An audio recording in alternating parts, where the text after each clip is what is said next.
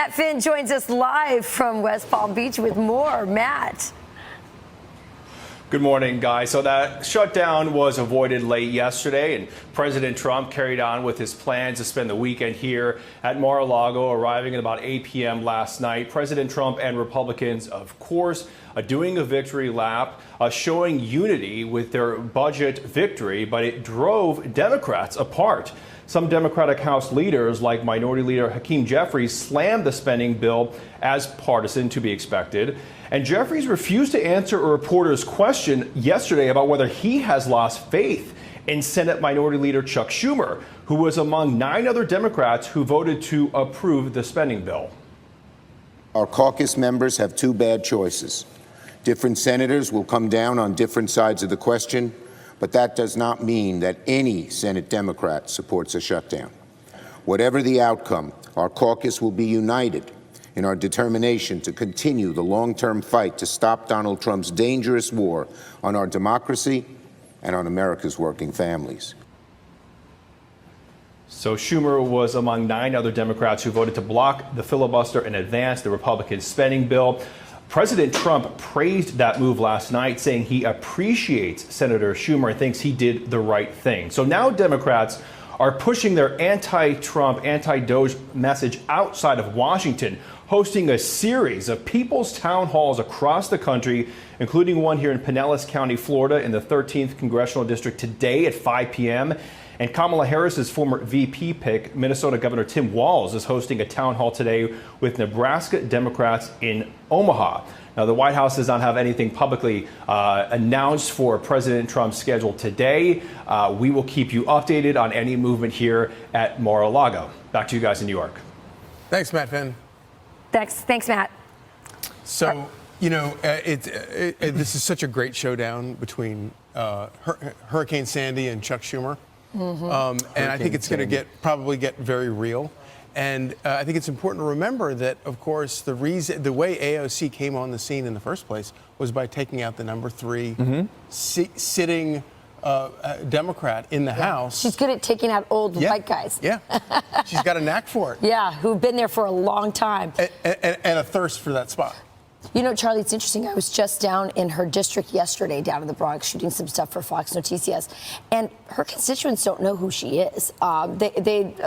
People barely knew who she was. Those who did know who she was in her own district had never seen her before. So it's interesting how she can fail up. I actually think this showdown is fascinating. It's generational. Yep. And that woman should never be underestimated. It shows you just ever. how different the party is, even without Nancy Pelosi. I can remember several of these showdowns where no matter who was in charge, Republicans were blamed. And they ended up taking the blame. You mean on the government shutdown? On the government shutdown. Yeah, so you're right. Several times. Ted Cruz, during the Tea Party movement, several of them were championing kind of the Thomas Massey line, we're spending too much money, let's not spend so much money. And someone pointed out to me one time, it makes a lot of sense. If you want to spend $1 trillion and you're a Democrat, the Republicans want to spend $0. So you just ask for $2 trillion. You know what I mean? Right. And then negotiating and meeting in the middle is getting what you want. Sure. Republicans are always at a disadvantage when your goal is to cut spending rather than increase spending. But without Nancy Pelosi, it's not the same party. But here's the guy that took her place. This is Hakeem Jeffries, the House Minority Leader, and this is him dodging questions about the Senate Minority Leader. Is it time for new leadership in the Senate?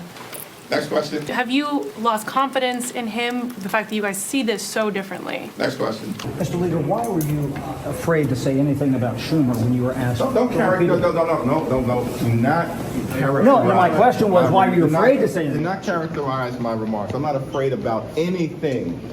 Anything. But you went to another question. Anything. Twice. I said, I was very clear that we look forward to working with every single one of our Senate Democratic colleagues. Every single one of them to push back against the Trump administration. Yeah, he's acting like his manhood was called into question. I'm not afraid of anything. But, you know, obviously the House and the Senate taking different positions on this. The other thing that's happening is Tim Walz is leading the charge, going to everybody's districts that they think. That's a change. He's not used to leading the charge. Usually he sits No, at home he's while not. his unit deploys. He'll be there, Joy, with jazz hands. Yeah, there you go. And he will... Armed with jazz hands. Armed with jazz hands. Armed with jazz hands, going to these districts. Is this going to make a difference, you guys? I mean, some of these districts are really ruby red. Yeah, I don't think that they are going to make a difference. And I think it's kind of funny. You know, we've seen a lot of coverage of some of these town halls.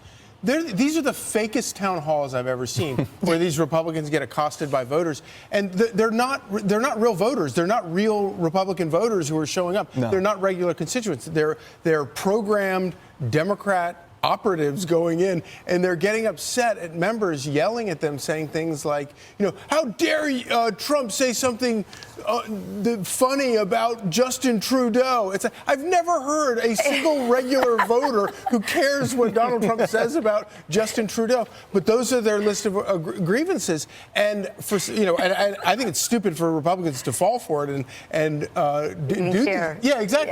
Yeah, Why? Yeah, exactly. Just dismiss this. You know, and these fake AstroTurf activists, it's going to keep getting worse as the USAID money that was getting funneled into NGOs, as that dries up, the protests get like lamer and lamer. They're not going to do it out of passion? No.